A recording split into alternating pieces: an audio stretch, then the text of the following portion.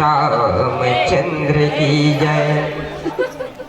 अब कठिन हवा अगर भगवान के जयकारा लगाते ना तो भगवान घलक जान डरती कि मोर जयकारा लगा से करते ज्यादा सन इधर से भी जुड़ते कि भगवान का जल्दी सुनाई करेंगे।